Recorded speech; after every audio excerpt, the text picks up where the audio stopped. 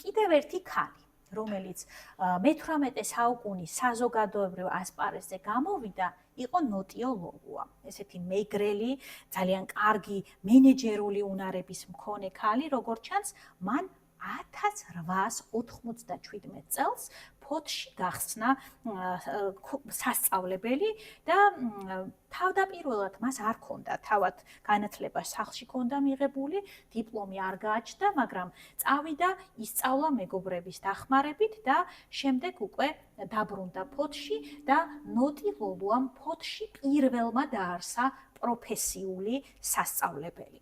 ეს ფოტო გახლავთ ნოტი ლოლუას პროფესიული კერძო სასწავლებლის მოსწავლეები, რომელიც 500-მდე მოსწავლე უნდა აღეზარდა მას და მნიშვნელოვანია ის, რომ აი ქალებს რო დღესაც ეხა ხო რამდენი არასამთავრობო ორგანიზაცია მუშაობს ამაზე და წარმოიდგინეთ, ეს ხდება მე-19 საუკუნეში მინიმალურ დაფინანსებაზე. რას აკეთებს ნოტიო ლოლუა? ქალებს ასწავლის კერვას, ჭრას, ქსოვას და ხელსაქმეს, ანუ გარდა ხელსაქმისა, ქართულ ენას და ლიტერატურას და ბუღალტერიას. ანუ ეს იყო ტიპიური პროფესიული სასწავლებელი, ერთ-ერთი პირველი საქართველოს. მარტო ქალებისთვის იყო და 500-მდე ქალს ჰქონდა დასრულებული ეს სასწავლებელი, თუმცა 1920 არა, ემაში ფოთში. და წარმოიდგინეთ, რომ 1921 წელს, ისე როგორც ბევრი სხვა რამ, ეს სასწავლებელიც გაუქმეს. ნოტი ლოლუას მენეჯმენტზე რომ მეტყველებს ამ სასწავლებლის არსებობა, ხო, წარმოგიდგენიათ ეხა როგორი ძლიერი ქალი იქნებოდა, თუმცა მისი ცხოვრების ერთი ძალიან მნიშვნელოვანი ეტაპი მინდა გაგაცნოთ. ეს ამბავი უკავშირდება მის ძმას ზუკუ ლოლუას, რომელიც ლოტბარი იყო, ძალიან ცნობილი ლოტბარი და ერთ-ერთ არეულობაში მოხდა ისე, რომ ზუკუ ლოლუა დაიჭირეს.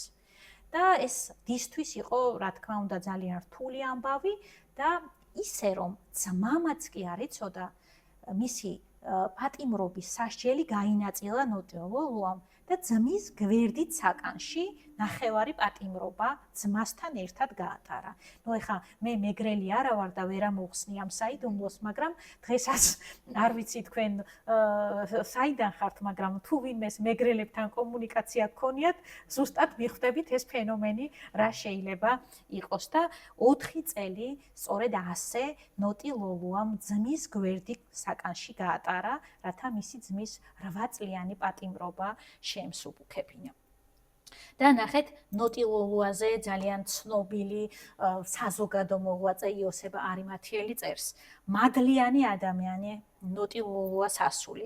თითქმის 20 წელიწადია, რაც ლოლუას ასულმა გააღო პროფესიული სახელოვნება სკოლა.